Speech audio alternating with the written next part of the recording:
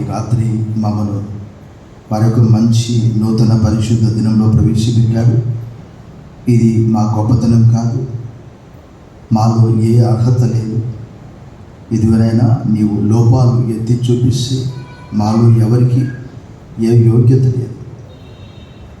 కానీ ప్రేమగల దేవుడు మమ్మల్ని అందరినీ ప్రేమించి పడమటికి తూర్పు ఎంత దూరమో మా అతిక్రమలు అంత దూరపరిచి ఈ దినము సజీవులుగా వచ్చినందుకు వందనాలు చెల్లిస్తూ ఈ స్తుతి ఆరాధన మా రక్షకుడు మా విమోచకుడు క్రీస్తు నామంలో నీకు సమర్పిస్తున్న మా ప్రియ పరలోకపు తండ్రి, ఆమేన్.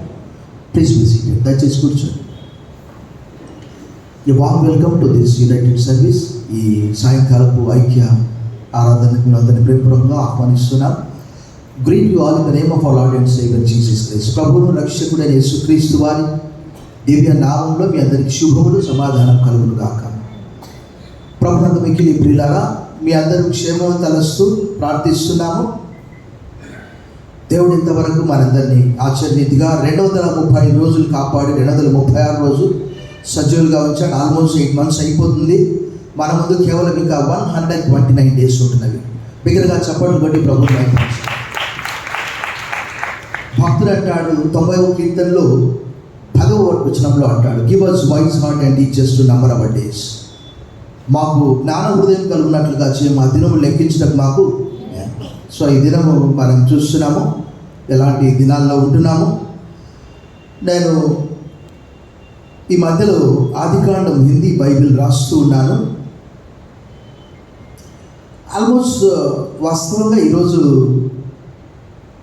సెయింట్ బర్తలోమియా ఫీస్ట్ అది ఒక క్యాలెండర్లో ఉన్నది. అనగా బర్తలోమయ్యని జ్ఞాపకం చేసుకోవడము. ఉదయకాలము బర్తలోమయ్య జీవితం గురించి చెప్పాను, ఆయన ఎలా హతసాక్షి అయ్యాడు. కానీ సాయంకాలం ఏం చెప్పాలని ఎన్ని చూసినా ప్రభు అంటున్నాడు, ఈ సందేశాన్ని నా ప్రజలకు చెప్పంటున్నాడు. ఎన్ని చూశాను, ఎన్నో మైండ్లో ఉన్నాయి, కానీ ఇదే ఫిక్స్ అయిపోయింది. మరి ఆదికాండము 19వ అధ్యాయం అనగానే మనందరికీ బాగా నోటెడ్, ఎక్కువ మందికి. క్రమంగా వాక్య పఠనము మనను దేవునికి సమీపంగా, లోకానికి దూరంగా చేస్తుంది. అప్పుడప్పుడు బైబిల్ చదవడం వలన, ప్రార్థన చేయడం వలన లోకానికి చాలా దగ్గరైపోయి మనందరికీ తెలుసు. పౌలు ఏమంటాడు, దేమా యెహలోకమును ప్రేమించి నన్ను విడిచిపెట్టి పోయాడనంట. నిజంగా ఒక్కసారి ఆలోచన చేద్దాం. పరలోకం దూరంగా ఉన్నది కాబట్టి ఈ లోకమే దగ్గరగా ఉన్నది. లక్కీ షాపింగ్ మాల్ దగ్గరగా ఉన్నది, సిఎంఆర్ దగ్గరగా ఉన్నది, డ్రెస్ సర్కిల్ దగ్గరగా ఉన్నది, సౌత్ ఇండియా షాపింగ్ మాల్ దగ్గరగా ఉన్నది, జ్యువెలరీ షాపులన్నీ దగ్గరగా ఉన్నవి. పరలోకం దూరంగా ఉన్నదనా? మన ఉచ్ఛ్వాస నిశ్వాసలు, మన గుండె మనకు ఎంత దూరం ఉన్నాయో మన దేవుడు కూడా మనకు అంత సమీపంగా ఉన్నాడు. బిగ్గరగా చప్పటి కొట్టి ప్రభువుని మహిమపరచాలి. నేను ఆదికాండం చదువుతున్నప్పుడల్లా నాకు ఆశ్చర్యం అనిపించే విషయం ఏంటంటే, దేవుడు తన ప్రజల్ని ఎలా నడిపించాడు, ఎలా తోడుగా ఉన్నాడు. 19వ అధ్యాయం మనందరికీ తెలుసు. ప్రస్తుతం ఎలాంటి భయంకరమైనటువంటి సంఘటనలు మనం చూస్తున్నాం.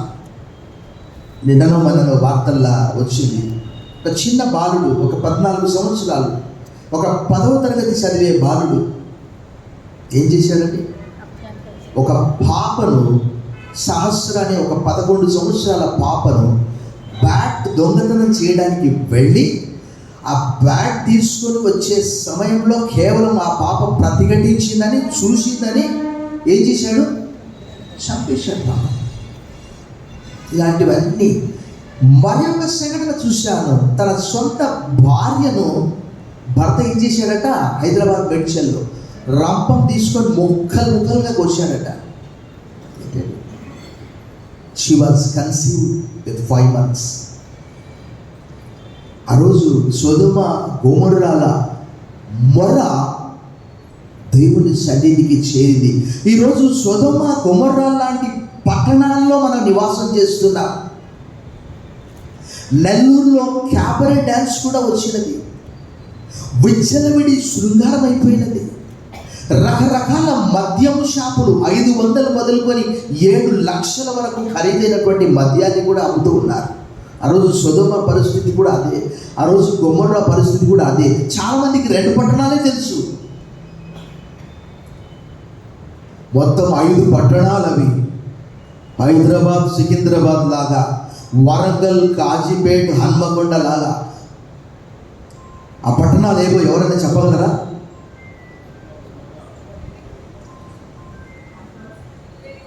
సొదొమ, గొమొర్రా, అద్మా, సెబోయము, ఇంకొకటి ఉన్నది బెలా, ఆదికాండం 14లో ఉన్నది.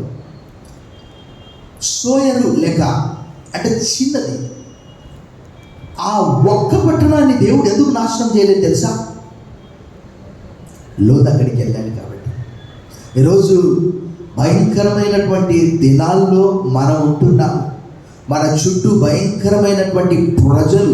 చాలా సందర్భాల్లో నేను చెప్పాను, మేము నివసించే ప్రాంతంలో ఒకసారి వాళ్ళ ఇంటి ముందు మద్యము తాగుతున్నారని చెప్పి వాళ్ళు అబ్జెక్షన్ చేస్తే రాళ్ళ వర్షం కురిపించారట, అద్దాలు పగలగొట్టారట. ఈరోజు భయంకరమైనటువంటి దినాల్లో మనం ఉంటున్నాం. ఒకసారి ఆదికాండం 19:4 చూడండి. అక్కడ ఆదికాండం 19వ అధ్యాయం 4వ వచనం చూడండి. వారు పండుకొనక ముందు ఆ పట్టణస్థులనగా సొదొమ మనుషులు బాలురును వృద్ధులను ప్రజలందరూ నలుదిక్కుల నుండి కూడి వచ్చి ఆయన్ను చుట్టవేసి 5వ వచనం, లోతును పిలిచి, ఈ రాత్రి నీ యొద్దకు వచ్చిన మనుషులు ఎక్కడ? మేము వారిని కూడినట్లు మా యొద్దకు వారిని వెలుపలికి తీసుకొని రమ్మని అతనితో చెప్పగా చాలు. ఎలాంటి భయంకరమైనటువంటి దినాల్లో ఉంటున్నాం మనం. అనేక మంది సినిమా థియేటర్కి వెళ్ళాల్సిన అవసరం లేదు. నీ ఫోను, నీ టీవీ, నీ ఎల్ఈడే, నీకు నెట్ఫ్లిక్స్, నీకు ఓటీటీ. 10వ తరగతి చదివే ఆ బాలుడట ఏం చూస్తున్నాడట? హర్రర్ మూవీస్ చూస్తున్నాడట, క్రైమ్ మూవీస్ చూస్తున్నాడట. ఎలా మర్డర్ చేయాలి ఒక స్కెచ్ రాసుకున్నాడట, ఒక పేపర్ పైన రాసుకున్నాడు. ఎలా ఎగ్జిక్యూట్ చేయాలి, దాన్ని ఎలా అమలు చేయాలి.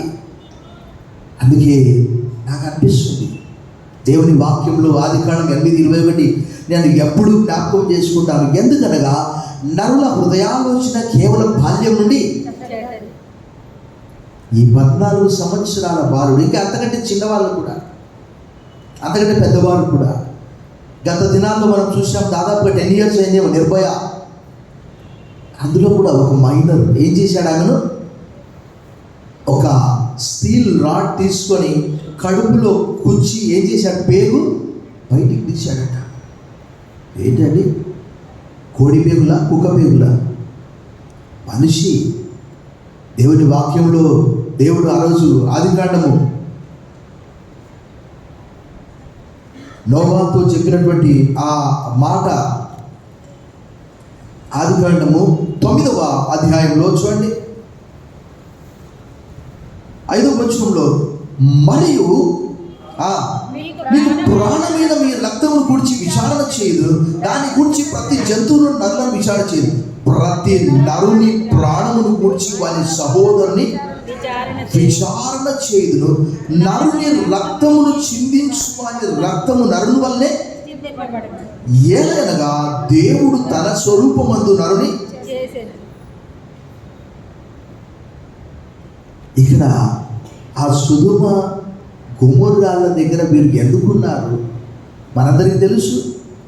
13వ అధ్యాయంలో లోతు అబ్రహాము వేరైపోతారు. అబ్రహాము యొక్క పశువుల కాపరులకు, లోతు యొక్క పశువుల కాపరులకు కలహం వస్తుంది. కారణం, వాళ్ళు విస్తారమైనటువంటి సంపద గలవారు. అబ్రహాం అన్నాడు, మనమిద్దరము బంధువులం, కలహపడకూడదు. కాబట్టి నువ్వు తూర్పు తట్టు వెళ్తే నేను పడమర తట్టు వెళ్తాను, నేను పడమర తట్టు వెళ్తే నువ్వు తూర్పు తట్టు వెళ్ళు. సరే అని చెప్పి ఆ సొదొమ గొమొర్రా వైపు వెళ్ళి అక్కడ నివాసం ఏర్పాటు చేసుకొని ఆల్మోస్ట్ సొదొమ గొమొర్రా సిటిజన్షిప్ వచ్చినట్లే ఆయనకు. అక్కడ మామూలుగా కాదు, ఆయన ఒక న్యాయాధిపతిగా కూడా ఉన్నాడు. 19వ అధ్యాయం 9వ వచనం చూడండి. అక్కడ 19వ అధ్యాయం 9వ వచనం చూడండి. కనుక వారిని మీరేమి చేయకూడదని చెప్పినప్పుడు వారు నీవు అవతలికి పొమ్మండి, మరియు వారు వీడెవరో మనలోనికి పరదేశిగా వచ్చి తీర్పరిగా నుండ చూచుచున్నాడు. చాలు అంటే ఆయన ఏం చేస్తున్నాడు? గవిని దగ్గర తీర్పు తీరుస్తూ ఉన్నాడు, పెళ్లి సంబంధాలు చూస్తూ ఉన్నాడు.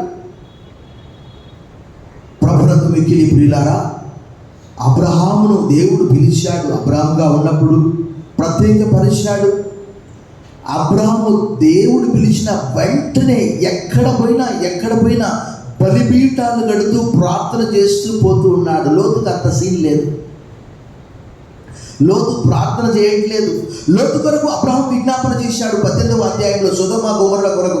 ఎందుకంటే సొదొమ గొమొర్రా యొక్క మొర్ర దేవుని సన్నిధికి చేరదని 18వ అధ్యాయం 20వ వచనంలో రాయబడి చూడండి.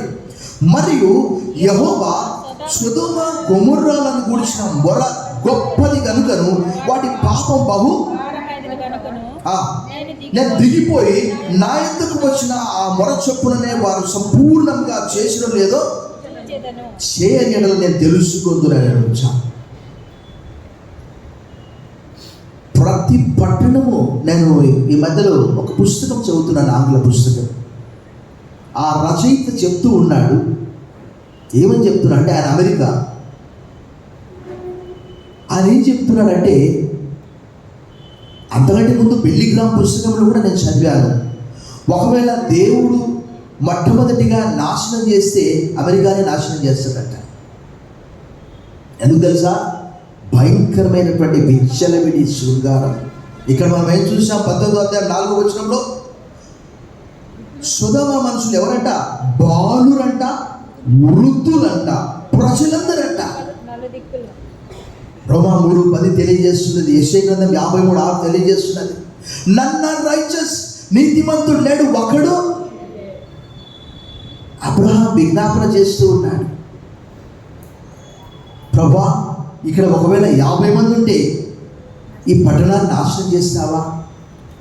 ఒకవేళ ఒక 5 మంది తక్కువైతే ఈ పట్టణాన్ని నాశనం చేస్తావా? ఒకవేళ 40 మంది ఉంటే ఈ పట్టణాన్ని నాశనం చేస్తావా ప్రభా?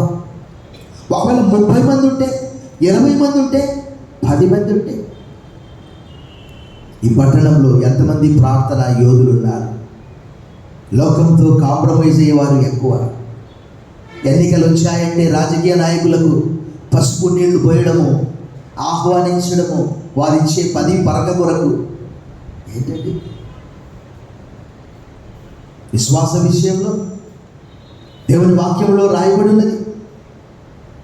దేవుడు లోతుతో చెప్పాడు, లోతు కుటుంబంతో చెప్పాడు దూతల ద్వారా, డు నాట్ లుక్ బ్యాక్, వెనకకు తిరిగి చూడవద్దు అని చెప్పాడు.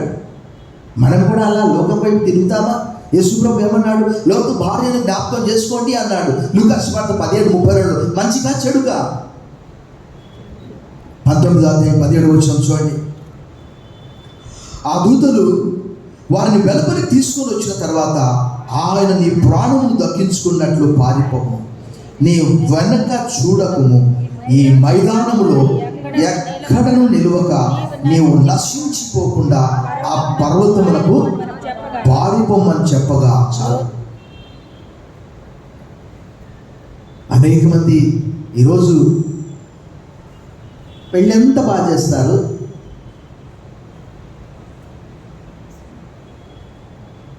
ఆ పెళ్లి వీడియో రికార్డింగ్ తీసిన తర్వాత కొంతమంది సినిమా పాట మిక్స్ చేస్తారు. ఏంటండి? కడవడి పాలల్లో ఒక చుక్క విషయం వేస్తే ఏమైంది?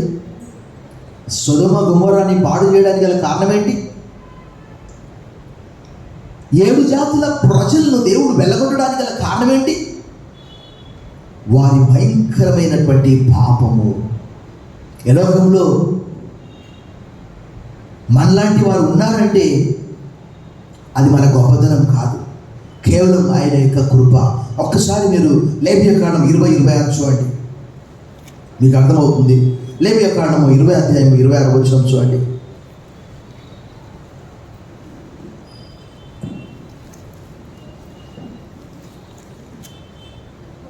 20:26.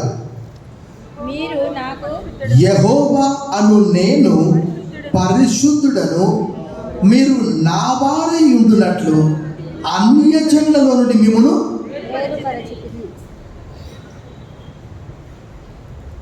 ప్రత్యేకపరచుకోవడానికి గల కారణం ఏంటి? యేసుప్రభువు వారు ఏం చెప్పారు? ఈరోజు అనేక మంది లోకంతో కాంప్రమైజ్ అవుతూ ఉన్నారు. పెళ్ళైన తర్వాత రికార్డింగ్ డ్యాన్స్లతో డీజే పెట్టి తీన్మార్ పెట్టి ఒక దినం ఒక ఎంగేజ్మెంట్ అనుకుంటాను, అది జస్ట్ ఊరికి అట్లా వెళ్ళాము. వెళ్తే ఏకంగా పాస్టర్ గారికే సినిమా చూపించారు. విశ్వాసులు అలా తయారయ్యారు. వారు ప్రీ వెడ్డింగ్ ఫొటోస్ తీసుకొని దానికి సినిమా పాట మిక్స్ చేసి అది వేసి మరలా వన్స్ మోర్. ఏంటండి ఎటుపోతుంది లోకము? క్రైస్తవ లోకము ఒక అడుగు ముందుకు 9 అడుగులు వెనకకు. ఆశ్చర్యం అనిపిస్తుంది నాకు. ఒకసారి లేవియ కాండంలో ఒక మాట చూడండి, 18వ అధ్యాయంలో 18వ అధ్యాయము 26వ వచనం చూడండి ఒకసారి. కాబట్టి ఆ దేశము మీకంటే ముందుగా ఉన్న ప్రజలను వెళ్ళక్రక్కి వేసిన ప్రకారము మీ అపవిత్రతను బట్టి మిమ్మును వెళ్ళక్రక్కి వేయకున్నట్లు మీరు అనగా స్వదేశీయే గాని మీలో నివసించు పరదేశీయే గాని ఈ హేయ క్రియలన్నిట్లో దేన్ని చేయక ఈ నా కట్టడలను నా విధులను. పాస్టర్ గారిని భోజనాన్ని పిలిచి వాళ్ళు మాట్లాడుకోవడం ఏమని, ఈ ఒక్క సీరియల్ చూస్తాము, మీరే సీరియల్ చూస్తారు. ఆ సీరియల్ పాస్టర్ గారికి చూపించేది ఒకటి తక్కువ ఉంది. ఒక సామెత అంటారు, ఏంటి తెలుసా? మీ అందరికీ తెలుసు, తలా పాపం అంట తిలా పిడికేడంట. విన్నారా? తలా పాపం అంట తిలా పిడికేడంట. అలా ఉంది. మీ పాపంలో నన్ను భాగస్తులుగా చేస్తారా? ఎంత భయంకరమైనటువంటి దినాల్లో ఉన్నాము. అబ్రాహాం ఎంత జాగ్రత్తగా ఉన్నాడు. అబ్రాహాంతో దేవుడు అన్నాడు, అబ్రామా నేను సర్వశక్తి గల దేవుడను, నా సన్నిధిలో నువ్వు ఎలా ఉండాలి? నిందారహితునిగా ఉండాలి. ఆయన అన్యజనుల మధ్యలో ఎలా ఉన్నాడు? మహారాజులాగా ఉన్నాడు. 23వ అధ్యాయం 5వ వచనంలో మనం కూడా అలా ఉండాలి. చిల్లరగా లాగా ఉండొద్దు. అబ్రహాము అలా ఆశీర్వదించబడ్డాడు. కారణం ఏంటంటే ఆయన విధేయత. అన్యజనుల మధ్యలో ఇక్కడ మనం చదువుకున్నటువంటి ఆ లేఖన భాగంలో ఆ లోతు భార్య ఏం చేసిందట? వెనకకు చూడొద్దని చెప్పి దేవుని యొక్క దూత ద్వారా ఆజ్ఞ ఇవ్వబడ్డది. 19:17లో అయితే అనే మాట రాయబడ్డది. అయితే లోతు భార్య అతని వెనక నుండి తిరిగి చూసి ఏమైందట? ఆ పూర్వ దినాల్లో ఒక సాంప్రదాయం ఉండేదంట. ఇప్పటికి కూడా ఏమంటారు? భర్త వెనుకనే వెళ్ళాలి. ఎట్లా వెళ్ళాలి చెప్పండి? మీకు అర్థమైతే లేనట్టుంది ఏం చెప్తున్నా. నిజమే కదా? ఎవరి వెనుక వెళ్ళాలి? భర్త వెనుకనే వెళ్ళాలి. వేరే వాళ్ళ వెంబడి వెళ్తామా? అయితే ఆమె ఏం చేసింది? లోకము ఎక్కువ మనకు తెలియదు. ఆమె ఎన్నిట్లలో మెంబర్షిప్ ఉన్నదో, ఏ క్లబ్లో మెంబరో మనకు తెలియదు. ప్రభునందు మిక్కిలి ప్రియులారా, ఈ మధ్యలో నేను 3వ సర్వీస్లో గోధుమల గురుగుల గురించి చెప్పాను. ఆ రోజుల్లో భక్తులు ఏం చేసేవారంటే తెలుసా? ఎక్కడ లోకం మా లోపలికి వస్తుందో అని అరణ్యంలోకి పారిపోయేవారట. కుటీరాలు కట్టుకొని సపరేట్గా ఉండేవారట. అది కూడా తప్పే, జనావాసాల మధ్యలో ఉండాలి. సెయింట్ ఆంథోనీ అనే ఫస్ట్ క్రిస్టియన్ మోంక్ అంటారు. 257లో ఐగుప్తు. మత్తయి సువార్త 19వ అధ్యాయం, మార్కు సువార్త 10వ అధ్యాయంలో రాయబడిన రీతిగా నీ కలిగిన సమస్తమును విడిచిపెట్టి నన్ను వెంబడించు అని ధనవంతులతో యేసు ప్రభు చెప్పితే అతను ఏం చేశాడు? మత్తయి మార్కు లూకాలో వసనపడ్డాడు. డబ్బు లేనటువంటి సామ్రాజ్యాన్ని ఊహించుకోలేకపోయాడు. కానీ ఈ Saint Anthony first Christian monk ఏం చేశాడట? మొత్తం విడిచిపెట్టి ఎడారిలోకి వెళ్ళిపోయాడట. 257లో ఆయన పేరు సెయింట్ ఆంథోనీ. అలా ఈ 26వ వచనం మనకు ఏమి తెలియజేస్తూ ఉన్నది? యేసుప్రభు వారు అన్నారు, ఏం చెప్పాడు? లూకా సువార్త 9వ అధ్యాయం 62వ వచనంలో, నాగటి మీద చేయి పెట్టి వెనకకు తిరిగి చూచువాడు దేవుని రాజ్యములకు పాత్రుడు కాడట. ముందుకే ఇక ఈ అబ్రహాము అన్ని జనుల మధ్యలో ఉన్నాడు. వారి సహోదరుని కొరకు విజ్ఞాపన చేశాడు. 18వ అధ్యాయంలో 19వ అధ్యాయం వచ్చే వరకు అక్కడ మనం చూస్తున్నాము దేవుని యొక్క తీర్పు. పాత నిబంధన గ్రంథంలో అనేక చోట్ల, నూతన నిబంధన గ్రంథంలో మత్తయి సువార్త 11లో కూడా యేసుప్రభు వారు సొదొమ గొమొర్రాలను జ్ఞాపకం చేశాడు. ఆ పట్టణాలు 1 కాదు 2 కాదు 4 పట్టణాలు. అది యెరూషలేముకి దాదాపు ఒక 70 నుంచి 100 మైళ్ళ దూరంలో ఉంటుందట. శక్తివంతమైనటువంటి భూకంపం వచ్చి ఆ ప్రాంతం అంతా ఇప్పుడు దాదాపుగా సముద్రంలో, మృత సముద్రంలో కలిసిపోయిందట. ఇప్పుడు చూడండి అక్కడ ఆ 27వ వచనం, తెల్లవారినప్పుడు అబ్రహాము లేచి తాను యెహోవా సన్నిధి నిలిచిన చోటికి వచ్చి సొదొమ గొమొర్రాల తట్టును ఆ మైదాన ప్రదేశపు యావత్తును చూడగా, అదిగో ఆ ప్రదేశపుగా ఆవం పొగవలే దాన్ని దేవుడు నాశనం చేసి అక్కడ మొలకలు కూడా మొలవలేదంట. దాన్ని మరలా మోసే భక్తుడు ద్వితీయోపదేశకాండం 29-23లో జ్ఞాపకం చేశాడు. ఒకసారి చూసాం.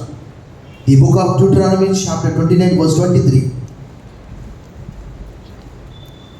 వారు యెహోవా తన కోపోద్రేకము చేత నశింపజేసిన సొదొమ గొమొర్రా అద్మా సెబోయిముల వలె ఆ సమస్త దేశమును గంధకము చేతను బుప్పు చేతను చెడిపోయి విత్తబడకయు దానిలో ఏదియు గుట్టకయు దానిలో ఏ కూరయు మొలవై ఉంట చూచి యెహోవా దేని బట్టి ఈ దేశమును ఇట్లు చేసెనో ఈ మహాకోపాగ్నికి హేతువేమని.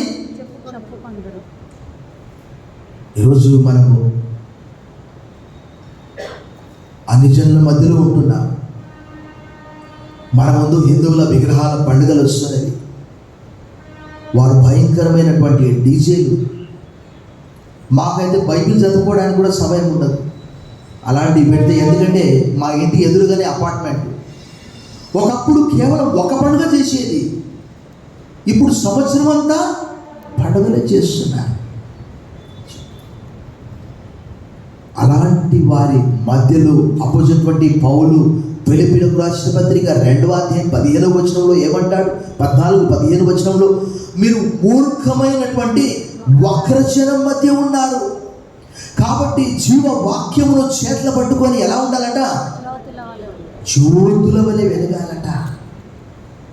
పేతురు గారు అంటారు కదా, మీరు చీకటిలో నుండి ఆశ్చర్యకరమైనటువంటి వెలుగులోనికి పిలిచిన వారి గుణాతిశయములను ప్రచురము చేయ నిమిత్తం మీరు ఎలాంటి వారట? రాజులైనటువంటి యాజక వంశం. ఇంకేమంటాడు? దేవుని సొత్తైన ప్రజలంట, పరిశుద్ధ జనంగా ఉండడానికి పిలువబడ్డారంట. ఈరోజు క్రైస్తవులు ఎటుపోతున్నారండి? అంతా ఒకటే సార్. గోధుమలు గురుగులు ఒక దినం వస్తుంది, దేవుడు ఏర్పరిచే సమయం వస్తుంది. చూడడానికి అందరూ ఒకలాగానే ఉన్నారు. పాస్టర్ గారు గుర్తుపట్టలేడు, స్కానింగ్ చేస్తే కూడా తెలియదు.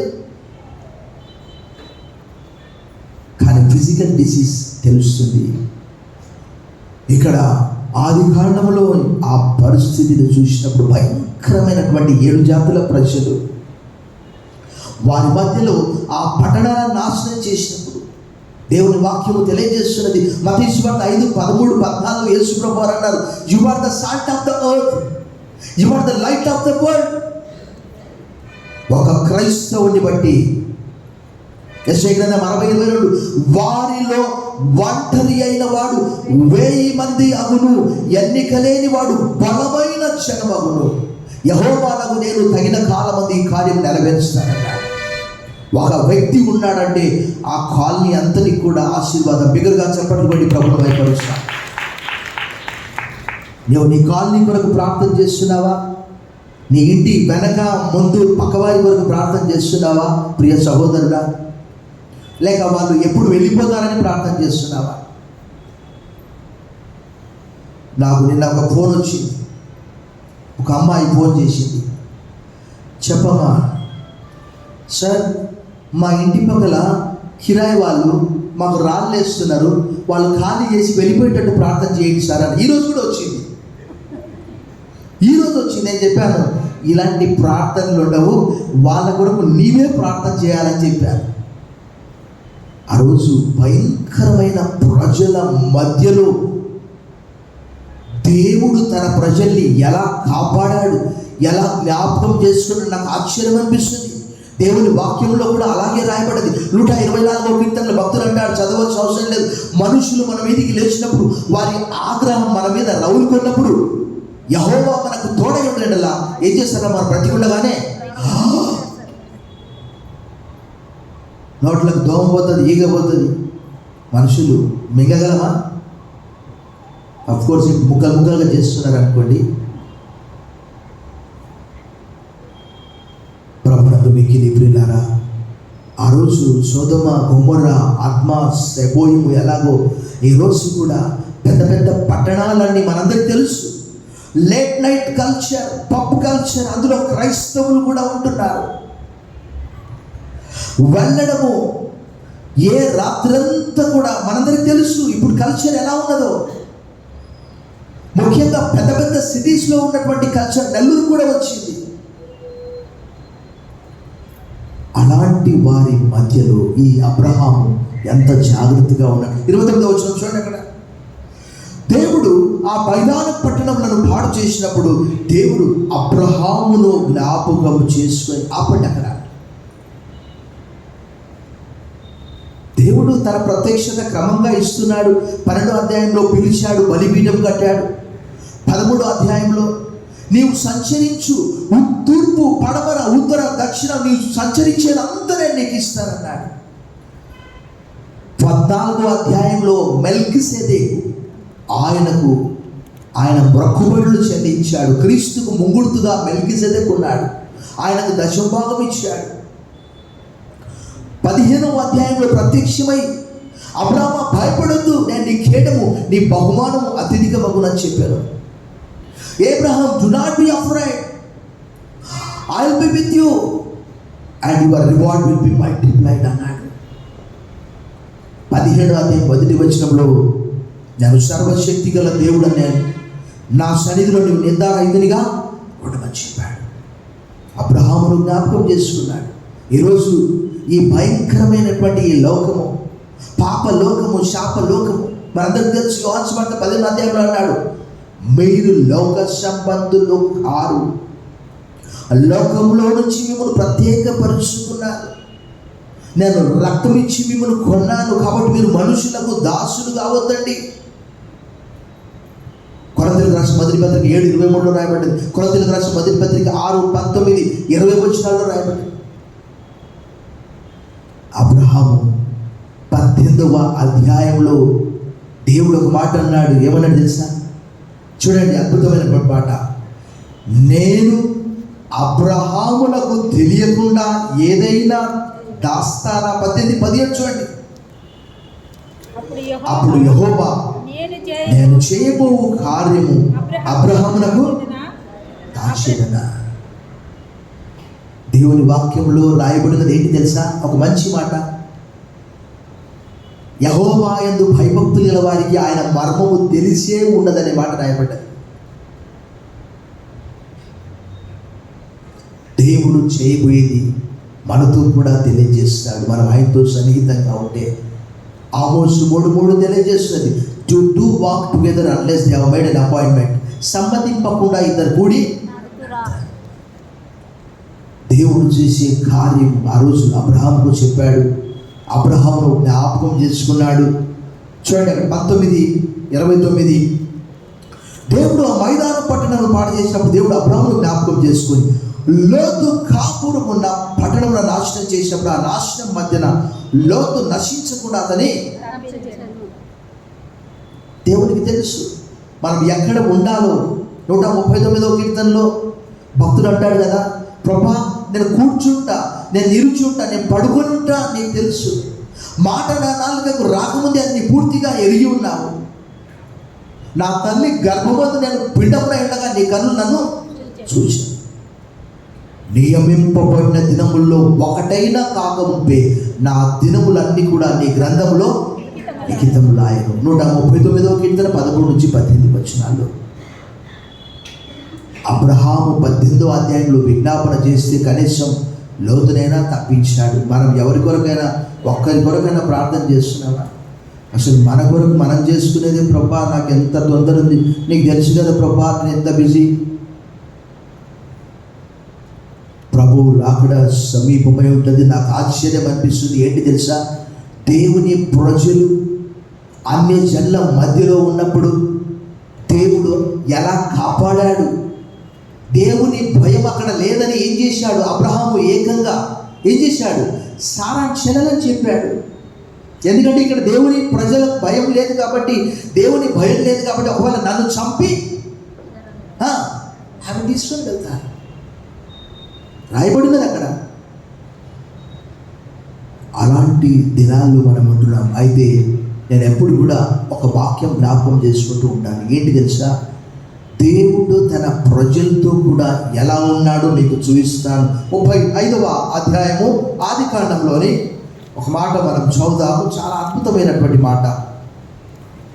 35వ వచనం చూడండి. వారు ప్రయాణమై పోయినప్పుడు దేవుని భయము వారి చుట్టూన్న పట్టణముల మీద ఉండేది కనుక వారు యాకోబు కుమారులను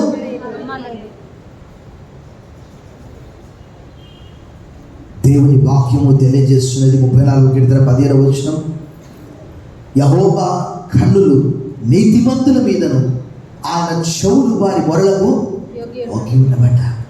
నువ్వు ప్రార్థన చేస్తున్నావా? అసలు ఎలాంటి కాలంలో మనం ఉంటున్నాం? చూస్తున్న భయంకరమైనటువంటి దినాలు.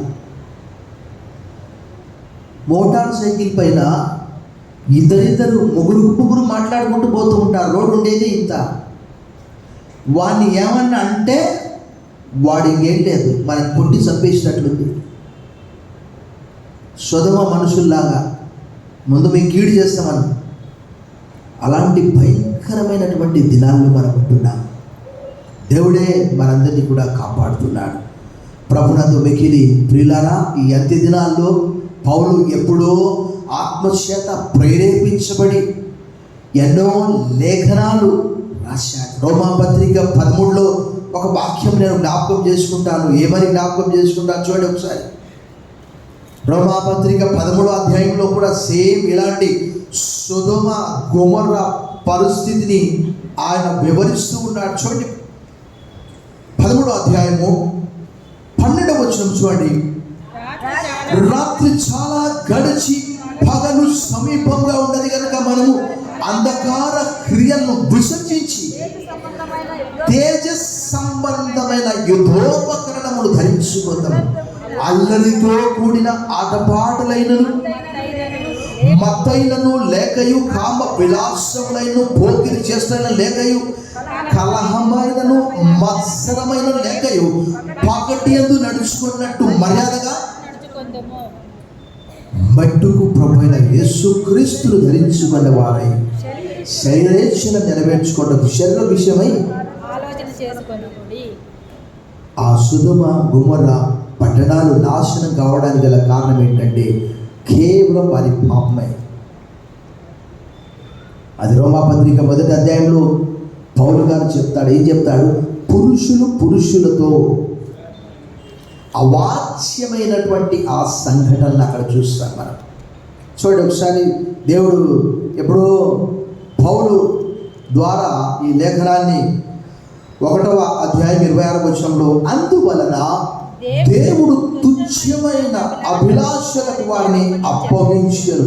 వారి స్త్రీలు సైతము స్వాభావికమైన ధర్మమును విడిచి స్వాభావిక విరుద్ధమైన ధర్మమును అనుసరించి, అటువంటి పురుషులు కూడా స్త్రీ యొక్క స్వాభావికమైన ధర్మమును విడిచి పురుషులతో పురుషులు అవాచ్యమైనది చేయుచు తమ తప్పిదములకు తగిన ప్రతిఫలం పొందుచు ఒకరిలో ఒకరు. ఈ సొదొమ గొమొర్రాలో అదే పరిస్థితి, ఈ అద్మా సెబోయిములు అదే పరిస్థితి, ఈ బెలాలో అదే పరిస్థితి. ఆ వచ్చినటువంటి వాళ్ళు ఎవరో కాదు, సాక్షాత్తు దేవదూతలు. వాళ్ళు అంటున్నారు, ఇంటికి ఎవరో వచ్చారు, వాళ్ళతో మేము పోతాం. లోతు అన్నాడు, అయ్యా దయచేసి వారు నా ఇంటి నీడకు వచ్చారు, కావాలంటే వివాహం కానటువంటి కన్యకలు 2 కుమార్తెలు ఉన్నారు అని చెప్పి వారితో చెప్తున్నాడు. ప్రభునందు మిక్కిలి ప్రియులారా, బైబిల్ చాలా స్పష్టంగా ఇందాక మనం చూసాము. దేవుడు లేవ్యకాండం 20:26లో చూసాము, లేవ్యకాండం 18:26లో చూసాము. దేవుడు వారిని ఆ దేశంలో నుంచి వెలగరకడానికి గల కారణం ఏంటంటే వారి అసహ్యమైనటువంటి, వారి అపవిత్రమైనటువంటి కార్యములు. ఒకవేళ మనం కూడా అలా చేస్తే ఒకసారి ఆలోచన చేయండి. దేవుని వాక్యంలో ఏమని రాయబడ్డది? యోహాను రాసిన 1వ పత్రిక 2వ అధ్యాయం 15, 16, 17, లోకంలో ఉన్నవాటినైనా ప్రేమింపకుడి, ఎవడైనా లోకమును ప్రేమించడం తండ్రి ప్రేమ వాటిలో ఉండదు. లోకంలో ఉన్నదంతా శరీరాశ, నేత్రాశ, జీవపుడమ్మం, అవి తండ్రి వలన పుట్టినవి కావు. దురాశ గర్భమును ధరించి పాపమును కనగా పాపం పరిపక్వమై. యాకోబు పత్రిక 1వ అధ్యాయం 15వ వచనం, యోహాను రాసిన 1వ పత్రిక 2వ అధ్యాయం 15, 16, 17 వచనాలు. ఈ రాత్రి ఈ లేఖనాల ద్వారా మనకు దేవుడు కళ్ళకు కట్టినట్టుగా అనుదిన జీవితంలో మన చుట్టూ జరిగే ఆ సంఘటనలు బట్టి మనం ఎంత జాగ్రత్తగా, ఒక మాట చదివి నేను ముగిస్తాను. ఆ లోతు గురించి రాయబడినటువంటి మాట పేతురు రాసిన 2వ పత్రిక 2వ అధ్యాయంలో ఇలా రాయబడి ఉన్నది. పేతురు రాసిన 2వ పత్రిక 2వ అధ్యాయము 9, 10 వచనాలు. భక్తులను శోధనలో నుండి తప్పించుటకును దుర్నీతి పరులను, ముఖ్యంగా మలినమైన దురాశ కలిగి శరీరానుసారంగా నడుచుకోవచ్చు, ప్రభుత్వం నిరాకరించు, శిక్షలు వచ్చకుండా తీర్పు తీరవరకు కావాలో వచ్చినప్పుడు ప్రభువు దేవుడు తన భక్తులను శోధనలో నుండి తప్పిస్తాడట. అబ్రహామును అక్కడ జ్ఞాపకం చేసుకున్నాడు, లోతును అక్కడి నుంచి తప్పించాడు. అక్కడ ఆ లోతు గురించి 7వ వచనంలో రాయబడ్డది, దుర్మార్గుల కామ వికారయుక్తమైన నడవడి చేత బహు బాధపడిన నీతిమంతుడగు లోతును తప్పించెను. వాళ్ళు ఏమన్నారు? ఇటు దేవదూతలతో పోతామంటున్నారు. ఏంటంటే అది ఏదో అంటారు కదా, వావి లేదు వరుస లేదు. ఎవరైతే ఏముంది, ఆడైతే ఏముంది, మగైతే ఏముంది, ఏంటది? సృష్టికి విరుద్ధమని దేవుడు దాన్ని ఒప్పుకోలేదు. సో ఆ నీతిమంతుడు వారి మధ్యలో కాపురం ఉండి తాను చూసిన వాటిని బట్టి, వినిన వాటిని బట్టి వారి అక్రమమైన క్రియల విషయంలో దినదినము నీతిగల తన మనస్సు నొప్పించుకొనుచు వచ్చాడు. ఒక దినం వస్తుంది, దేవుని వాక్యంలో రాయబడినది, నీతిమంతులు తమ తండ్రి రాజ్యములో సూర్యుని వలె ఉంటారట. మత్తయి సువార్త 10వ అధ్యాయంలో ప్రభువు చెప్పాడు. సో ఈరోజు మన కళ్ళ ముందు ఆ సొదొమ గొమొర్ర పట్టణాల దేవుడు చూపిస్తున్నాడు. దేవుడు అందులో నుంచి మనం తప్పించాడు. మనం ఎలా ఉంటున్నాము? తలలు వచ్చండి, ప్రార్థన చేశాం. సర్వశక్తి గల దేవా, ఈ మంచి దినమును బట్టి మాకు ఈ దినాల్లో ఆధునిక సొదొమ గొమొర్రాలు మా కళ్ళ ముందుంటున్నవి, వాటిని మా కళ్ళ కట్టినట్టు మీరు చూపిస్తున్నారు. మేము ప్రత్యేకమైనటువంటి వారమని మాకు తెలియజేస్తున్నారు. మీకు వందనములు చెల్లిస్తూ యేసు నామములో ప్రార్థిస్తున్నాం తండ్రి, ఆమేన్. Let us